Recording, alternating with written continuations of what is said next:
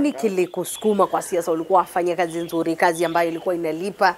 Ni kweli, lakini kitu ambacho nitasema wakati nikifanya hiyo kazi nzuri, kazi ambayo inalipa, refugees walipoondoka kuenda Dadaab, kuna sehemu moja inaitwa Aldina, ilikuwa haina maji kabisa. Being a young boy by then, nilikaa chini nikafikiria Kenya Red Cross walikuwa wamepeleka mapipe ya maji mpaka huko kwenye hiyo kambi. Lakini watu wakawa hawana maji na hiyo kambi ilikuwa deserted kwa sababu watu walikuwa wameondoka. Kwa hivyo hizo pipes zilikuwa zimekaa. Siku moja nikaja kwenye fikra tu, ikiwa watu wanateseka na Mungu ametujalia uwezo, kwa nini tusifanye kitu for the people?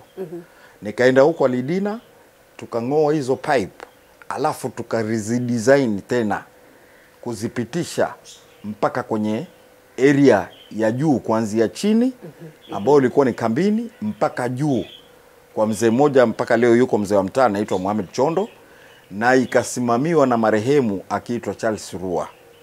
So by then sikuwa na interest ya kiti, sikuwa na nini, lakini ile kitu ambayo nilifanya every time kwa watu wanasema yule kijana, yule kijana, yule kijana, yule kijana, ikaonekana kwa kulikuwa na ile ari ya kutaka kufanya kitu to bring a change.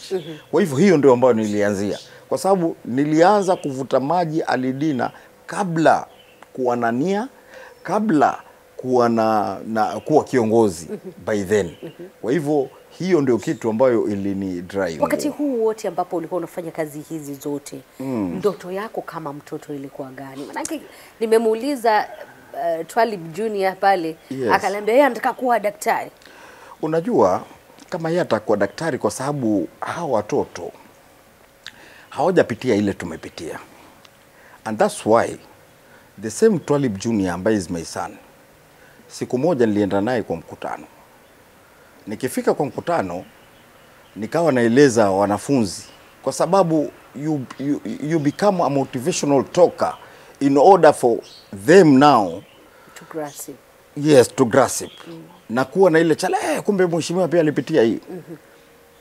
So mimi nikasema in my life I know how it is to go to school without shoes, without food. Akiwa amekaa hapo asema, sikiliza daddy, mambo gani sasa ya urongo? Kwa sababu hajaona lile, so hajaona hiyo, haizielewa. Kwa sababu hajaona. And that's why straight away umemuuliza anataka kwa nani, akwambia nini? I want to become a doctor. Kwako hakukuwa hata na ndoto. Lakini kwangu hakukuwa na ndoto. Kwangu ilikuwa, Waswahili wanasema ipigwavyo ndivyo inavyochezwa hivyo hivyo. Unapita nayo.